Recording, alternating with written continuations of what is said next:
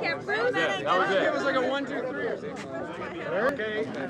Panoramic. What happened? Yeah. Wait for clouds. Nice try. Back up about 3 feet, you'll be fine. One more. Huzzah! Whale up in the back. Okay, Star Trek lives. 1, 2, 3. Star Trek lives. 1, 2, 3, 4.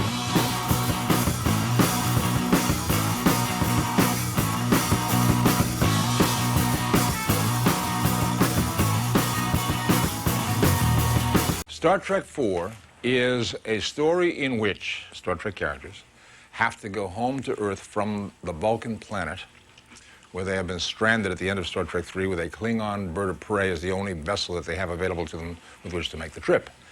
And they have to go back to face court-martial for all the nasty things they did and all the rules they broke and so forth in Star Trek III. And they get in the Klingon bird of prey, which they have refurbished so they know how to fly it and so forth, and en route home they discover that Earth is in terrible trouble. There's a problem, which we really shouldn't talk too much about because that would be giving away the plot. But in order to help solve that problem, or the only hope they have for solving that problem, our people decide they must go back 300 years in time to now, to the late 1980s, to the city of San Francisco, to pick up a pair of creatures, let's say, to fly them into the 23rd century, to save the Earth. Just where is our future, the things we've done instead.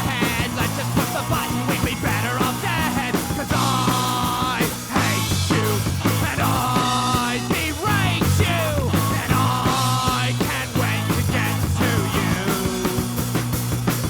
The sins of all our fathers bring dumped on us the sun. The only choice we're given is how many megatons. And I eschew you, and I say screw you, and I hope you're blue too. Well, we're sitting in a ship called, this is the Bird of Prey. This is a Klingon ship that we are trying our best to get out of every day.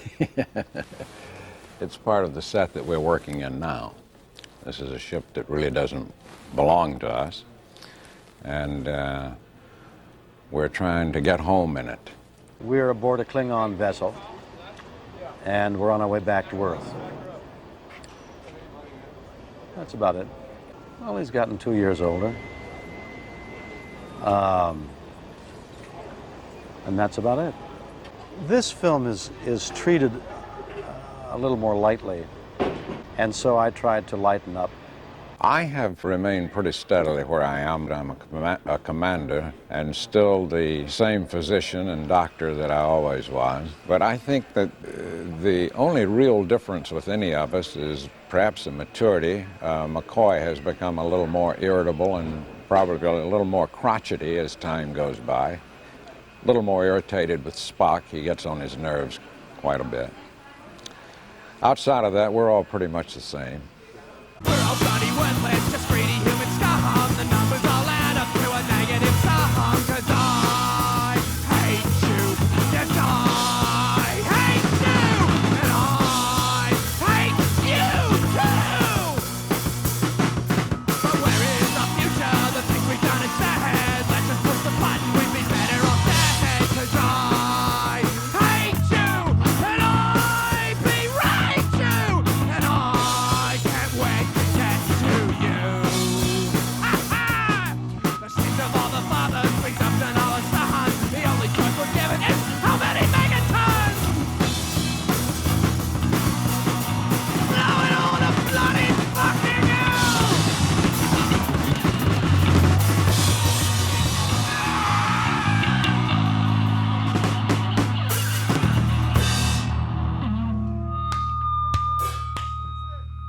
Fucking great!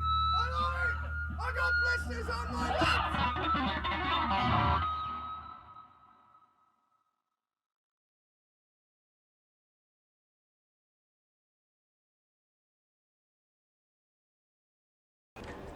He's a hero in the classical sense. Honor, conviction is more important than life. The original genesis was Captain Horatio Hornblower. I had played some Shakespeare before coming to this country, actually, in Canada. And I suppose that my background led me to think in terms of the look of eagles, as it's called sometimes. It's like a family reunion each time, because we did become a family during this show. Of course, we saw more of each other than we did our own families during the series. And then to get back together again each time is somewhat like a family reunion again. And then after we're into it for a while, why, it's more or less like old times. Of course, it's more than that with me, because I started my career on this lot here and as a young guy in 1946. So it looks like I might end my career here. DeForest Kelley is an old guy. DeForest Kelley is a classic film actor. Classic film actor. He's a guy who probably you'll never see do a dishonest moment. He's very spare, very sparse in his choices, not flamboyant or theatrical. Extremely real on camera. His kind of acting is behavior. It's rather than performance. He doesn't perform for the camera. He behaves like a human being. And I think the best tradition of film actors. He started working in films probably long before any of us in a Star Trek cast. Here at Paramount. He was under contract at Paramount, I believe, in the 1940s. And in some very wonderful and famous films with all the big guys, with Henry Fonda and people like that.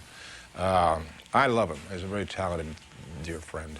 My contribution in those creative terms, I think, were on a consulting basis. Since I was playing the role and needed to be comfortable, or if I had an objection to a facet of the storyline, I was listened to and notice was taken of what objections I might have. Bill Shatner and I worked together once before we ever started working on the Star Trek series.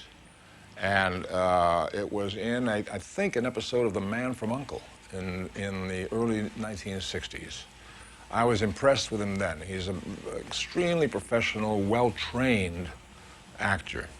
And in a sense, he and I both came from the same kind of background. We both came from theatrical backgrounds. We started in the theater and then moved into television and movies. His theatrical training was more classic than mine.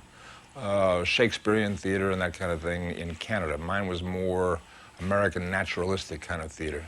So we had that difference. But I understand what he does very well, and I know how he does it, and I know how he thinks. We are very close in mentality. We are exactly 4 days apart in age. 4 days apart. He's the older one, of course. Everybody knows that. We are very good friends, get along very well. We have our tensions on the set, just like anybody else would when there's a difference of opinion. But in general, we really, I think I can honestly say that we admire each other's work and have a lot of respect for each other's work, and we get along very well. I think he's a terrifically hard-working professional actor.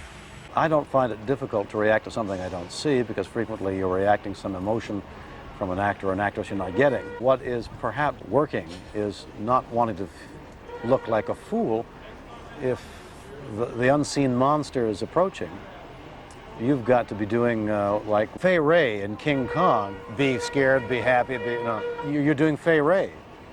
And we all laughed at Fay Wray, so I think the overriding emotion is I hope they don't laugh at me. I felt that out of all of the characters, that McCoy would be less affected than perhaps anyone in the show. And I was rather surprised that he became so identifiable. And it was rather a shock to walk down the streets of New York and have people yelling, "Hey, Bones," at you, you know? But there's no doubt about it that I have become highly identified with the show, as we all have. And I've often said that should I do something else and be nominated for the Academy Award, I'm sure when they handed me the award and they were interviewing me afterwards, that the interviewer would say, "Tell me something, how do they beam up?" I admire the actors that I hear being interviewed or read on interviews saying, "I chose this role because." I never did that. I just took the work and acted.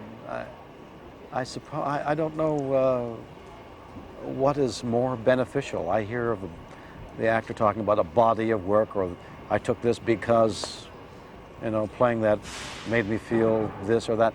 I just never understood that way of thinking. An actor is offered work and you take it, either it's good, mediocre, or bad. And I suppose if you have any morality at all, you don't take that which is bad. You struggle with the rest. The good stuff you'll always take, and the mediocre stuff you've got to make an editorial decision on. I think mostly based on it, whether it's really lousy or just lousy. You know?